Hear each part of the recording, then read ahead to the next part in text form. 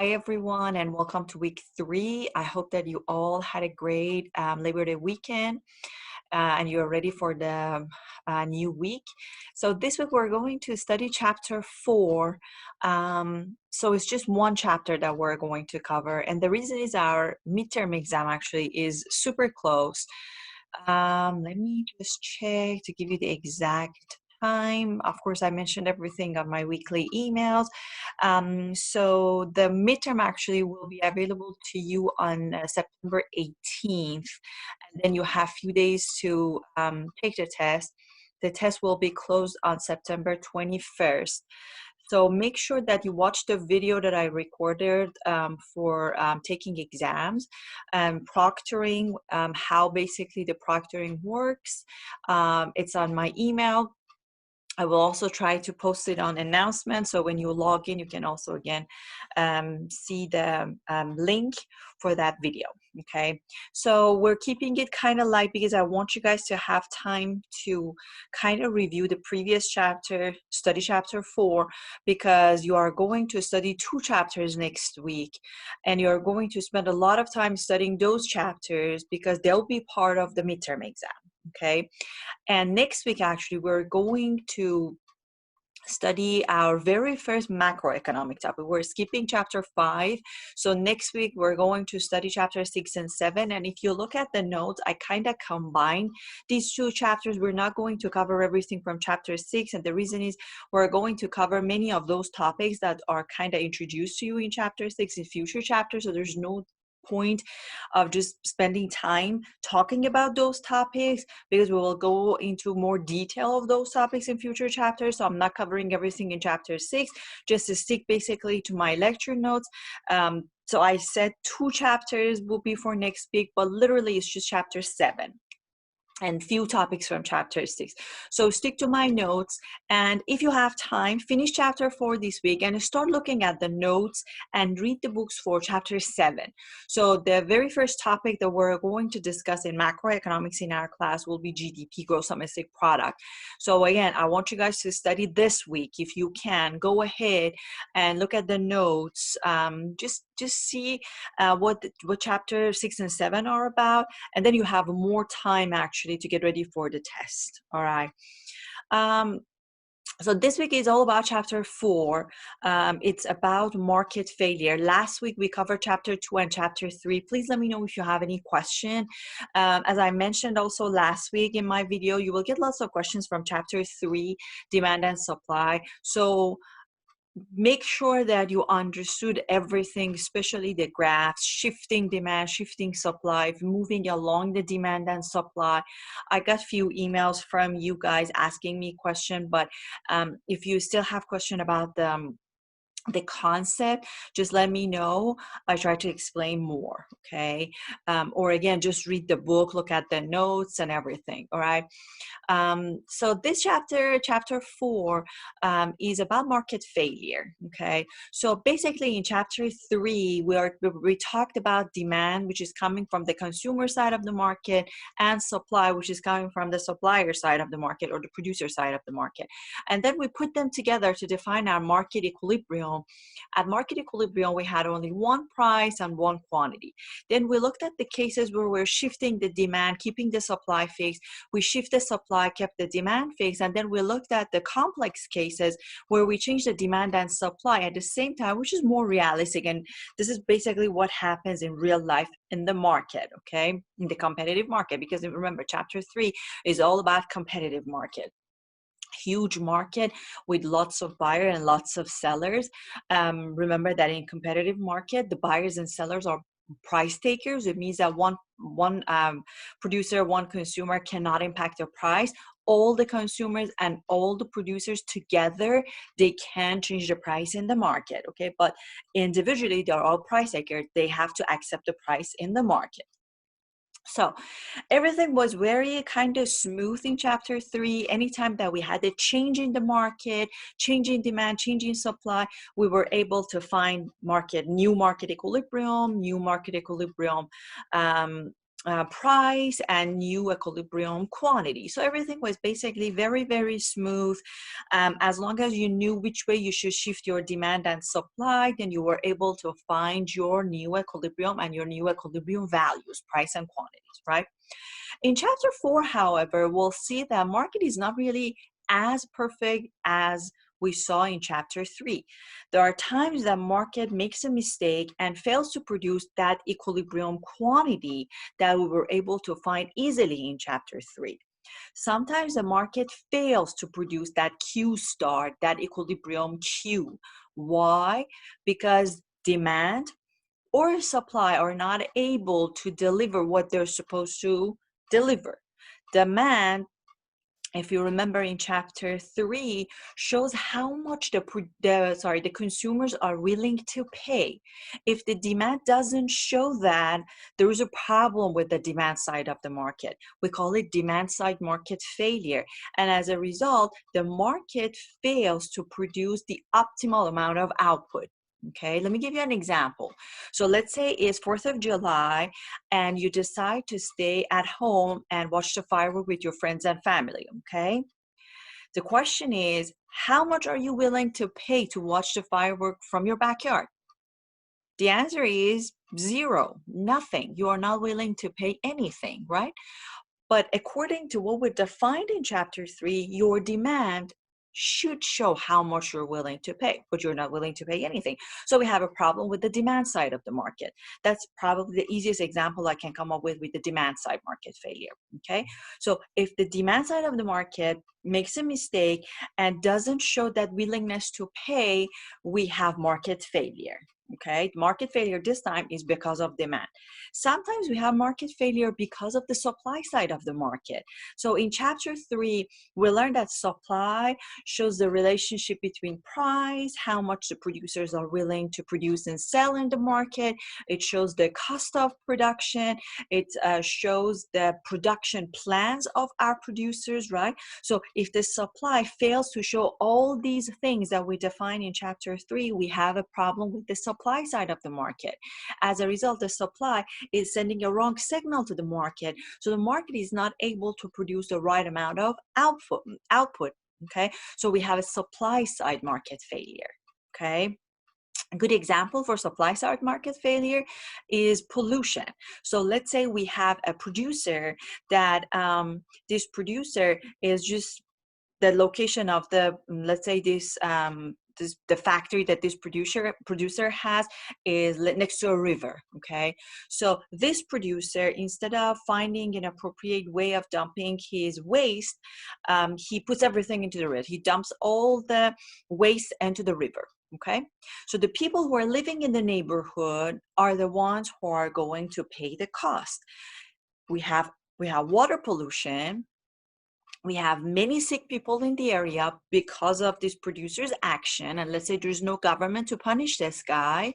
So the cost of healthcare eventually will go up for everybody in that neighborhood, in the economy, right? In our city, in our economy in general. The cost of medication will go up. So basically, this producer is imposing some sort of cost on the society. So when you look at the supply of this guy, the supply doesn't show the actual cost of production for this guy, because some part of his cost is hidden in those costs that he imposed on the society. Okay, so we have a problem with the supply side of the market. We have supply side market failure. This time the market is not able to produce the right amount of output because of the supply. Okay. So there are two reasons behind market failure. Demand, which we call it demand side market failure. Supply, we call it supply side market failure. And then when you look at the notes, there are also some examples of this market failure. We have tons of examples for market failure. We're just following the textbook, But if you are an econ major, you will learn more probably in more kind of advanced macroeconomic and even advanced microeconomic courses in the future. If you are not the econ person, so probably this is the only time that you're going to see topics like public goods or externalities. Okay, so we're just going to follow the example of the textbook. We have two examples for market failure in this chapter: public good and externalities. For public good, if you look at the notes, there's a place that we talk about private goods, public good, and then quasi-public good. Public good and private goods are the exact, they are exactly the opposite of each other. What is public good? So public goods in general are any product that is produced typically by a producer like government, okay? Public goods are those goods that nobody basically own them, okay? They belong to everybody, all right? Unlike private goods. We say that private goods are rival and excludable, and public goods are non-rival, non-excludable, okay? What does it mean? I start with private goods. So private goods are rival. It means that my consumption will impact your consumption. So as soon as I buy, I do not have anything close by. Oh, actually, I have my mug here. So as soon as I buy this cup becomes unavailable to you. You cannot buy this exact cup. You can buy something similar, but not this one. So this one belongs to me. So my consumption is impacting your consumption, okay? So this is a private good. It's rival, okay? Private goods are also excludable. So if you don't pay for that cup, you cannot own it. So the producer, the seller can exclude you from consuming private goods. As soon as you purchase it, as soon as you pay for it, that cup belongs to you. So private goods are any goods that belongs to individual. You own them, like your shirt, your house, your cup, your cell phone, your shoes, anything that you pay for them. Public goods, however, are non-excludable. So my consumption will not impact yours. Let me give you an example for public good. Highways, good example for public goods. Public schools. The library on campus, on our campus in Cy-Fair, Harris County Library on campus, which is operating online right now, but it is a public good. So anything that basically belongs to everybody and many people can use it at the same time will be a public good, okay? So public goods are non-excludable and they're non-rival. Okay, so non-rival means my consumption will not impact yours. So many drivers can drive in the very same highway at the very same time. Many people can use the Harris County Library on campus at the same time. Many people can use the firefighter services at the same time. Okay, so these are all public goods. Public goods are also non-excludable. It means that even if you don't pay for them, nobody can exclude you from using them. But remember that the non-excludability is different from being free. Probably you all agree that public goods are not really free. We are paying for them somehow. How? Through our taxes, right? But they are non-excludable. It means that even if you didn't pay your taxes, you can still drive in highway, you can walk in a park, you can use firefighter services, police services, you can walk into the Harris County Library. Nobody will ask you if you paid your taxes or not. So that makes our public goods non-excludable, and at the same time make it somehow tricky for some of the consumers who don't want to pay for public goods, but they still want to take the advantage of public goods. We call them free riders. And actually all of us as consumers, we are free riders. We like free stuff, right? But that causes a problem. And that's why we put public goods as an example of market failure. So the only reason that we're saying that public goods is an example of market failure in this chapter is because of the non-excludability part of public good. Okay, so many people want to use it for free without paying their taxes, and eventually if we have many free riders in our economy, you really don't have any idea about the demand for public goods. So we have a problem with demand side market failure. So the market fails to produce the right amount of public good. But of course, it never happens because we have an active government. Government becomes in charge of producing public goods, as I mentioned earlier.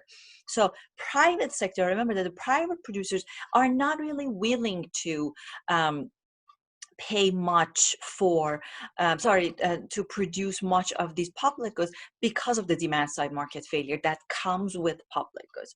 But we still need them, so government will be in charge.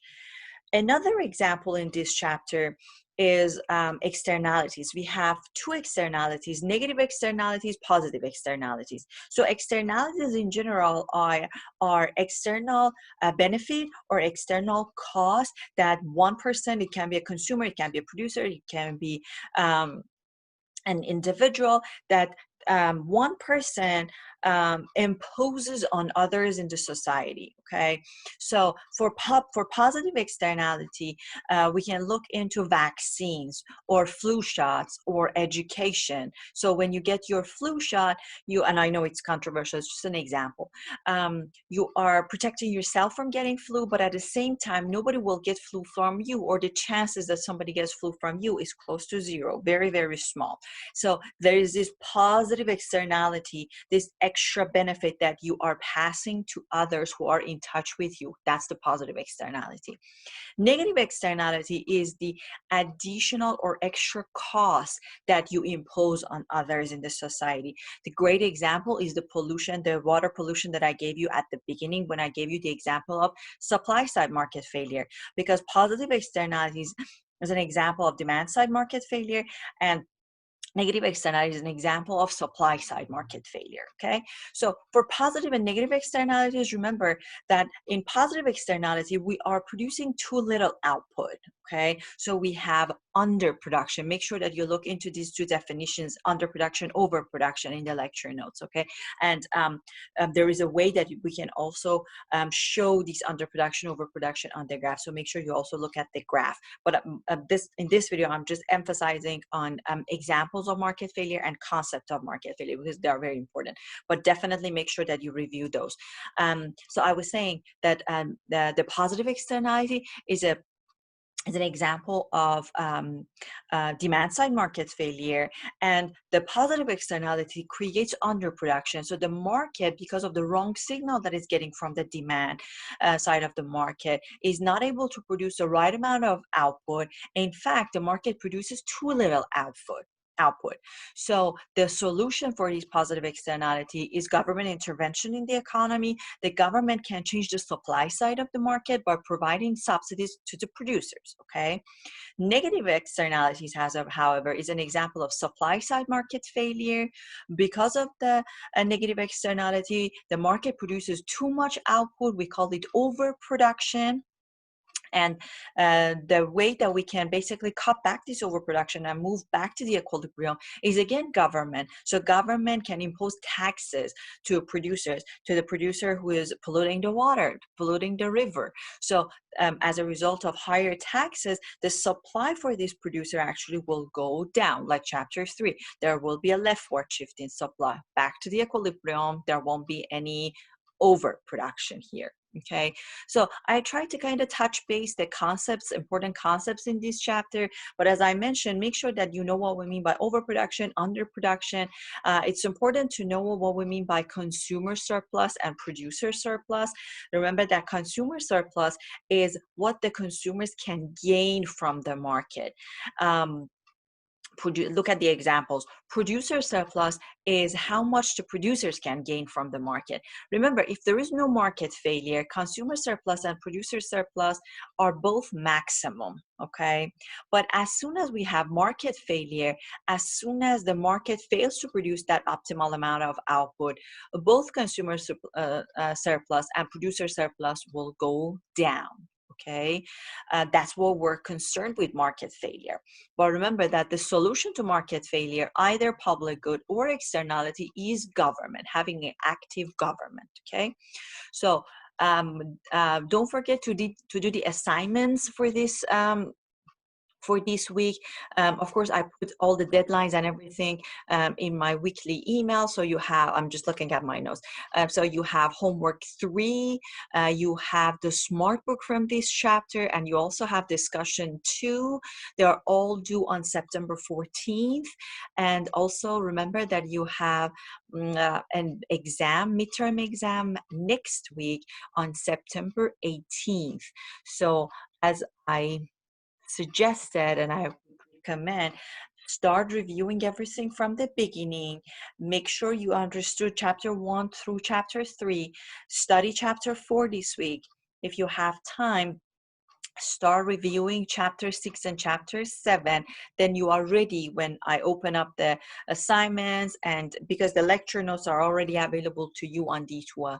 So then you are ready, and then you can spend more time reviewing everything. Remember, this is a short week, 8-week class. It's a very, very short semester, so everything is kind of tight. We really don't have that much time. So but I'm pretty sure that you guys are all goal oriented. That's why you are signed up for this class, so you can do it. I'm here to help you. Let me know if you have any question, and study hard. Okay, have a great week, guys. I'll see you soon.